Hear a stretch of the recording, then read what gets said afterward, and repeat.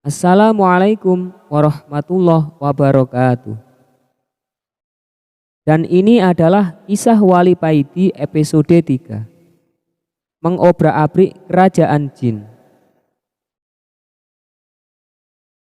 Setelah beberapa hari di Indonesia, Wali Paidi ini berencana melakukan suluk nyepi ke gua di Gunung Arjuna sesuai perintah Sang Sultanul Aulia. Wali Paidi mulai berkemas untuk berangkat ke Gunung Arjuna. Berpres-pres rokok sudah disiapkan, mulai jisamsu, gudang garam dan jarum sudah lengkap. Tidak ketinggalan, kopi 1 black juga dibawanya. Setelah sampai di kaki Gunung Arjuna, Wali Paidi mulai mendaki mencari gua yang dimaksud oleh Sang Sultanul Aulia. Pada hari yang ke-7 sejak pendakian, Wali Paidi akhirnya menemukan gua tersebut. Gua itu mulutnya kecil tertutup ilalang, tapi dalamnya luas. Di pojok kiri ada sumber mata air dan di pojok kanan ada batu yang menyerupai meja yang kemungkinan oleh yang punya gua ini dulu dipakai untuk sholat.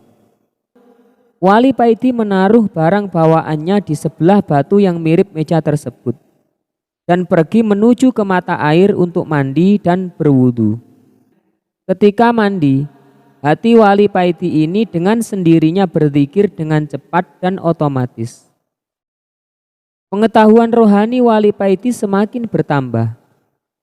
Hatinya berbunga-bunga tanpa dapat ia cegah. Nur basirohnya semakin terang benderang. Setelah berwudu, Wali Paidi ini melakukan sholat di atas batu yang mirip meja itu. Beratus-ratus rokaat tanpa terasa telah berlalu. Dan Wali Paidi baru sadar ketika terdengar ayam berkokok. Wali Paidi turun dari batu menuju tempat perbekalannya untuk membuat kopi dan duduk santai sambil merokok. Panci sudah dikeluarkan dan rokok jisamsu refill sudah disiapkan. Tapi alangkah kagetnya Wali Paidi ini ketika mencari korek tidak ada. Ia keluarkan semua isi tasnya, tapi tetap saja korek tidak ditemukan. Waduh, ciloko iki. Wali Paidi bergumam sendiri. Dia melihat kopi 1 black yang aromanya begitu harum dan berpres-pres rokok berbagai merek tergeletak di samping kopi. Wes muspro kabeh iki. Kok bisa koreknya nggak ke bawah? Kata Wali Paidi mulai kesal. 1-2 hari dilalui Wali Paidi ini tanpa kopi dan rokok. Dan pada hari yang ketiga, Wali Paidi mulai tidak tahan. Hatinya semeblak ketika melihat kopi dan rokok yang terkulai tak berguna. Wali Paidi mulai membaca hizib. Semua hizib ia kerahkan. Dan setelah membaca asfa 3 kali, Wali Paidi ini mengusapkan telapak tangannya pada matanya dan biar. Seluruh alam jin dan makhluk halus lainnya tampak sangat jelas terlihat Wali Paidi. Segerombolan jin di luar gua sebelah kiri, kira-kira 10 meter dari mulut gua. Wali Paidi mendatangi bangsa jin yang terdekat dengan gua tersebut. Segerombolan jin yang melihat Wali Paidi datang tampak ketakutan. Ada yang punya korek api? Tanya Wali Paidi kepada bangsa jin. Kami nggak punya, jawab mereka. Wali Paidi langsung mengobrak-abrik tempat para jin tersebut. Para jin lari tunggang langgang dan banyak sekali yang terluka. Selanjutnya, setiap tempat yang ada jinnya didatangi oleh Wali Paidi ini dan kalau ditanya jawabannya nggak punya korek api, maka Wali Paidi ini langsung mengobrak-abrik tempat tersebut. Gemparlah seluruh bangsa jin di Gunung Arjuna melihat sepak terjang Wali Paidi ini. Seluruh desa dan kota dari kerajaan jin di Gunung Arjuna ini telah diobrak-abrik oleh Wali Paidi. Nama Wali Paiti ini menjadi terkenal, menjadi momok yang menakutkan di kalangan bangsa jin. Dan akhirnya tibalah Wali Paiti ini di pusat kerajaan bangsa jin.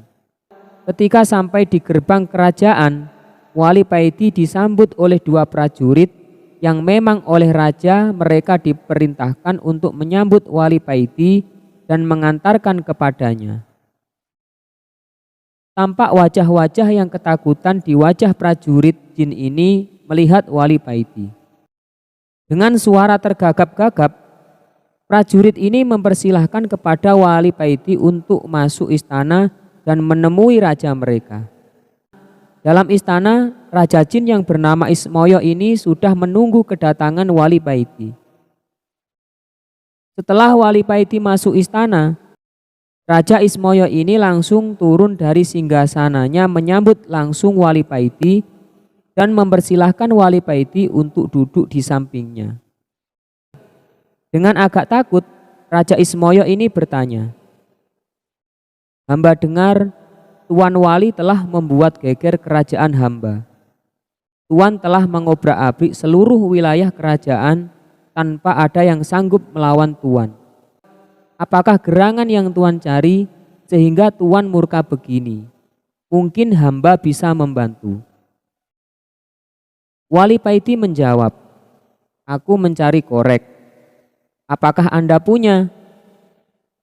Seluruh prajurit tegang menunggu jawaban raja mereka. Senjata pedang dan tombak sudah mereka pegang dengan erat, bersiap kalau ada hal yang tidak diinginkan. Keringat yang berbau kemenyan keluar dari pori-pori para prajurit Raja Jin, yakni Raja Ismoyo. Suasana tegang masih sangat terasa. Saking tegangnya, ada prajurit yang terkencing-kencing di celana. "Hehehe, Tuan Wali, buat apakah korek tersebut kalau hamba boleh tahu?" tanya Raja Ismoyo. "Buat menyalakan ini dan membuat ini," jawab Wali Paiti sambil menunjuk rokok dan kopinya. "Hanya untuk itu?" tanya Raja Ismoyo heran. "Ya, hanya untuk ini," jawab Wali Paiti singkat. Raja Ismoyo membatin dalam hati, wali ini aneh. Masa hanya gara-gara pingin ngerokok dan ngopi aja dia telah menghancurkan kerajaanku. Dasar wali semprul. "Eit, namaku Paiti, bukan semprul," sahut Wali Paiti. "Ah, maaf Tuan. Ternyata Tuan bisa membaca isi hati hamba." Raja Ismoyo mulai takut dan heran. "Terus, gimana? Sampean punya korek apa tidak?" tanya Wali Paiti lagi. "Kalau hanya untuk menyalakan itu, pakai ini aja Tuan," jawab Raja Ismoyo sambil menjulurkan jari telunjuknya yang tiba-tiba bisa mengeluarkan api. "Masya Allah, kalian kan memang terbuat dari api. Maaf baru ingat, hehehe," jawab Wali Paiti sambil cengengesan. Wali Paiti mendekati Raja Ismoyo, mengeluarkan sebatang rokok Jisamsu refillnya dan mulai menghisap rokoknya. Allah, Allah. Begitulah yang terdengar ketika Wali Paiti merokok. Selanjutnya, Raja Ismoyo memanggil panglimanya dan berkata kepadanya, "Buatkan rokok dan kopi buat Tuan Wali ini," perintah Raja Ismoyo sambil mengambil kopi dari Wali Paiti dan menyerahkan kepada panglimanya. "Jangan manis-manis ya," Wali Paiti berpesan. Kerajaan Raja Ismoyo ini yang terkenal angker dan ditakuti bangsa jin dan manusia sekarang berubah bagaikan warung kopi pinggir jalan gara-gara Wali Paiti. "Sampean tidak merokok?" tanya Wali Paiti. "Tidak," jawab sang raja. "Apakah sampean jin Muhammadiyah?" tanya Wali Paiti lagi. "Saya tidak mengerti maksud Tuan," Jawab Raja Ismoyo heran.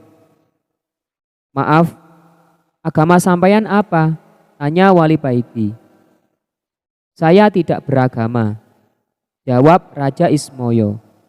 Oh begitu, gumam Wali Paiti.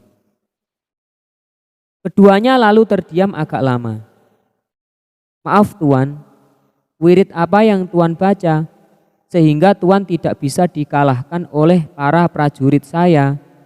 Tanya Raja Ismoyo penasaran. Hizib dan sholawat, jawab Wali Paiti. Maukah Tuan mengajarkan kepada saya? Pinta Raja Ismoyo. Ya, boleh, tapi sampeyan harus masuk Islam dulu, jawab Wali Paiti. Lalu Raja Ismoyo memanggil panglimanya, memerintahkan kepadanya untuk mengumpulkan seluruh rakyat dan semua prajuritnya. Dalam sekejap, Balai Agung Istana ramai dipenuhi prajurit dan rakyat. Bahkan sampai meluber keluar istana. Selanjutnya, Raja Ismoyo bersimpuh di kaki Wali Paiti, diikuti seluruh rakyatnya. Kami dengan sukarela siap masuk Islam, mengikuti agama Tuan, kata Raja Ismoyo kepada Wali Paiti. Baiklah, ikuti apa yang aku ucapkan, kata Wali Paiti. Dengan suara yang berwibawa, Wali Paiti mengucapkan 2 kalimat syahadat, diikuti seluruh bangsa jin kerajaan Raja Ismoyo. Ucapan syahadat para bangsa jin ini menggema ke seluruh Gunung Arjuna. Bahkan seluruh hewan di Gunung Arjuna berhenti sejenak. Tidak ada yang bersuara mendengarkan ucapan syahadat ini. Setelah mengucapkan 2 kalimat syahadat, Wali Paiti mengajarkan kepada mereka apa itu Islam dan menjabarkan apa arti iman secara singkat. Selanjutnya Wali Paiti tinggal di istana Raja Ismoyo guna mengajari mereka cara sholat, cara berzikir, dan lain sebagainya. Setelah beberapa minggu tinggal di istana, Wali Paiti akhirnya mohon pamit kepada Raja Ismoyo. Kami masih butuh pencerahan dari Tuan. Sudilah kiranya Tuan tetap di sini beberapa hari lagi, pinta Raja Ismoyo kepada Wali Paiti. Jangan khawatir, kelak aku akan datang lagi kemari, kata Wali Paiti. Dan dengan tersenyum, Wali Paiti mendekati Raja Ismoyo dan memegang dada Raja Ismoyo sambil berkata, ajaklah hatimu untuk zikir terus menerus. Ucapkan Allah, Allah secara berkesinambungan. Dalam keadaan apapun teruslah berzikir. Dan berusahalah selalu dalam keadaan punya wudhu. Andai Allah mencabut nyawamu, kamu dalam keadaan suci. Terima kasih Tuan.